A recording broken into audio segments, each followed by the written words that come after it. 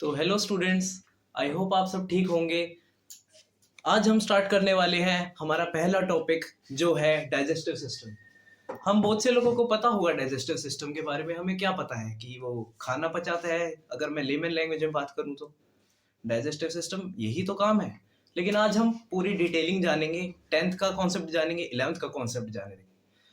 तो स्टार्ट होता है माउथ से। अब ये जो माउथ है इसको हम बक्कल कैविटी से भी जाने जाते हैं। अब ये जो बक्कल कैविटी है इसमें 3 ग्लैंड्स होते हैं जिसको हम सलाइवरी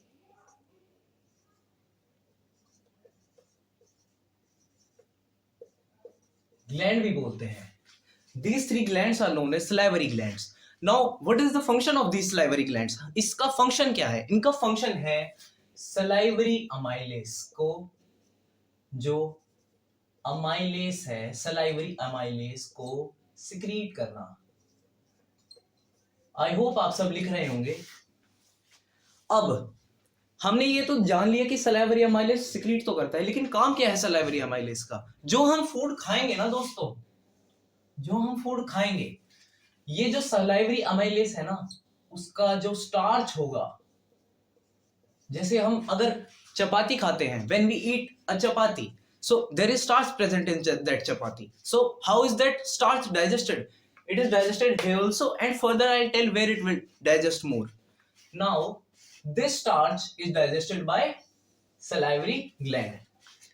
अब इन 3 ग्लैंड्स का नाम क्या होता है हम अब ये जानेंगे। One second.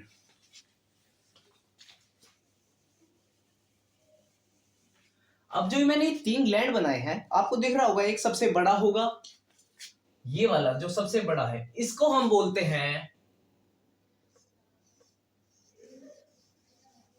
Parotid gland. अब ये जो पैरोटिड ग्लैंड है इसको हम बोलते हैं बिगेस्ट सलाइवरी ग्लैंड। ये मैं थोड़ा शॉर्ट फॉर्म में लिख रहा हूं, नहीं तो वीडियो ज्यादा बड़ी हो जाएगी। तो अब ये जो सेकंड में है इसको हम बोलते हैं सब मैंडिबुलर ग्लैंड, और ये जो सबसे छोटा होता है इसको बोलते हैं सबलिंगुअल। देखिए ये आपसे कोई पूछेगा नहीं बोर्ड में, लेकिन हाँ ये आपसे नीट में जरूर पूछा जा सकता है। अगर आप 11th-12th में बायो, अगर आप एज अ नीट अगर आप अफोर्ड करेंगे, आपको चाहते हैं आपकी डॉक्टर बनना है, वैसे कोई ऐसे पूछता नहीं है इसको बोर्ड एग्जाम्स में, 10th के बोर्ड एग्जाम्स में। ठीक है, आई होप आपको समझ आ रहा होगा। आप साइड बाय साइड नोट करते भी जाइए वीडियो स्टॉप करके।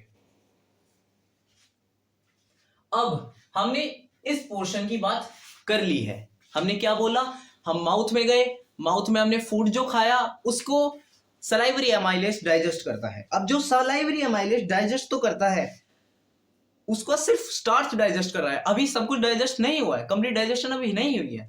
तो जो फूड यहाँ पे प्रेजेंट है ना, जो ये नीचे तक आया है फूड, इस फूड को हम बोलस भी बोलते हैं। ये बोलस जो है इसमें स्टार्च की मात्रा बहुत कम होती है, क्योंकि स्टार्च तो डाइजेस्ट हो चुका है, लेकिन कुछ मात्रा में स्टार्च, मैंने बताया आपको, स्टार्च थोड़ा सा रह चुका है जो बाद में फर्दर डाइजेस्ट होगा, अभी नहीं हुआ है।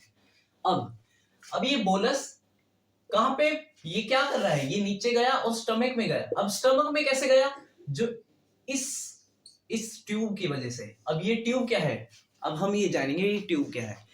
इस ट्यूब को हम बोलते हैं ईसोफेगस। ईसोफेगस। अब ईसोफेगस क्या है, ये एक 25 सेंटीमीटर लॉन्ग ट्यूब है जो क्या करती है, it connects our mouth to the stomach. ठीक है, आपको बस इतना ही बहुत है जानने के लिए, इसके बारे में और कुछ है नहीं, क्योंकि इसका कुछ काम ज्यादा है नहीं, इसका कोई फंक्शन नहीं है, ये सिर्फ पैसेज है। अब अब हम बात करते हैं स्टमक की, क्योंकि सेकंड अब हमारा नेक्स्ट है स्टमक। स्टमक में क्या है? अब आपको हम सबको पता है कि स्टमक जो है वो बहुत इंपॉर्टेंट है। हम क्या जानते हैं स्टमक के बारे में? स्टमक खाना स्टोर करता है, तो पहला पॉइंट यही लिख देते हैं, स्टमक, ये हेडिंग डाल देते हैं। स्टमक के बारे में अब लिखना चालू करते हैं। पहला क्या बोलेंगे? Stomach digests food. नहीं, ये नहीं लिखेंगे। हम क्या लिखेंगे? Stomach stores food. डाइजेस्ट नहीं किया है, अब डाइजेस्ट करेगा। क्या करता है stomach? Stomach gastric juices secrete करता है, गैस्ट्रिक जूसेस। अब ये जो गैस्ट्रिक जूसेस हैं, ये 3 तरह के होते हैं। वैसे आई होप आप नोट करते होंगे, आप नोट करते रहिए। पहला है HCl, दूसरा है म्यूकस, और तीसरा है गैस्ट्रिक एंजाइम, जिसको हम पेप्सिन भी बोलते हैं। ठीक है, तो पहला क्या है? HCl। अब ये HCl करता क्या है? अब जो आपके हमारे जो हम फूड खाते हैं, हम कंटेमिनेटेड फूड भी खा सकते हैं, हम पानी भी पीते हैं, तो उसमें कुछ माइक्रोब्स प्रेजेंट होते हैं, कुछ बैक्टीरियाज प्रेजेंट होते हैं। These bacteria are eaten up by HCl. These are killed by HCl. Now, अब HCl kills microbes. Now we have killed microbes. और एक और काम होता है जो वेरी इंपॉर्टेंट है, इसका काम है एक्टिवेशन ऑफ पेप्सिन। ये इंपॉर्टेंट है, इसको स्टार मार्क कर लीजिए, ये बोर्ड में आ सकता है। अब म्यूकस, हम बहुत से लोगों को पता होगा जिसने ये टॉपिक पढ़ा होगा म्यूकस का। म्यूकस का क्या काम है? Mucus protection of stomach inner layer. तो जो HCl होता है ना, इसकी pH बहुत कम होती है, तो ये बहुत ज्यादा एसिडिक होता है, तो इसको, ताकि ये स्टमक को हार्म ना कर पाए, म्यूकस का ये ही काम है। म्यूकस उसको, स्टमक की जो इनर लाइनिंग है उसको प्रोटेक्ट करता है। अब थर्ड, गैस्ट्रिक एंजाइम। अब ये जो गैस्ट्रिक एंजाइम जो पेप्सिन है, इसका क्या काम है? अब पेप्सिन का काम है break down of proteins.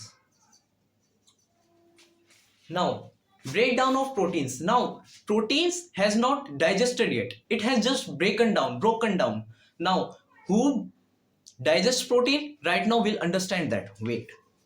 Just wait. Just you have to write it. You can write it once.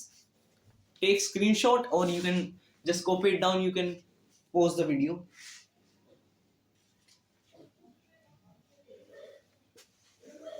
I hope you have did that.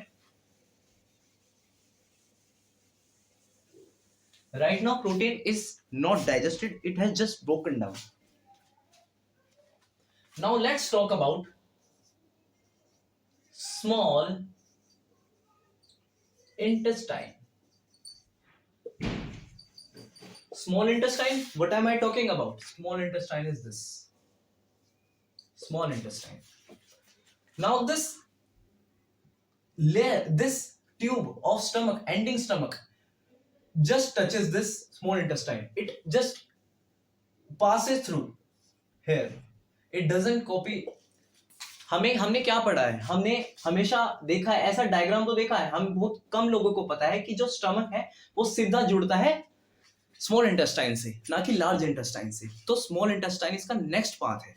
अब जो ये स्मॉल इंटेस्टाइन है, इसके 3 पार्ट है।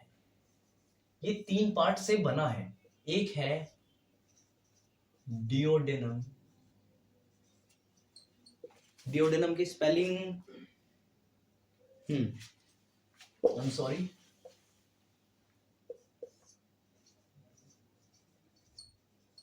duodenum,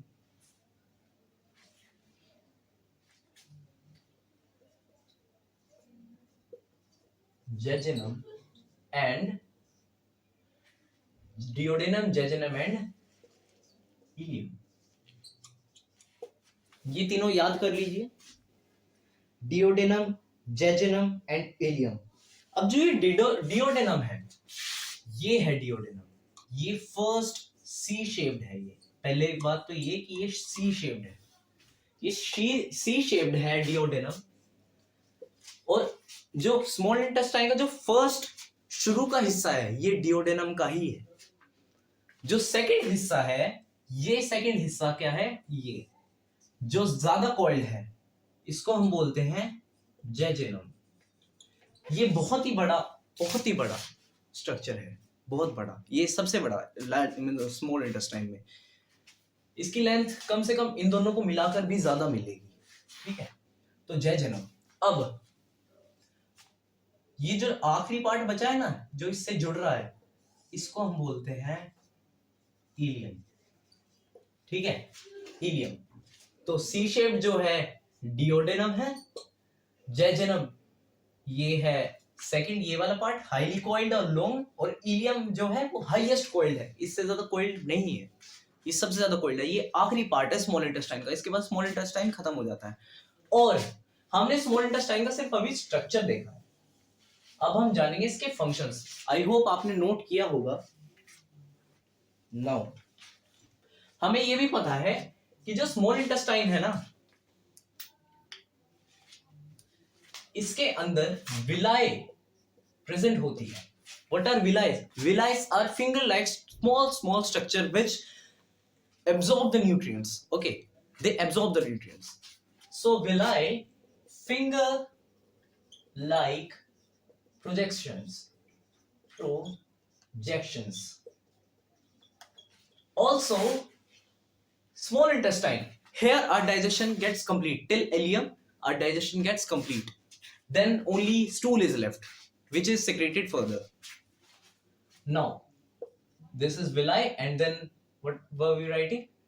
Villi, fingerless projection, and completes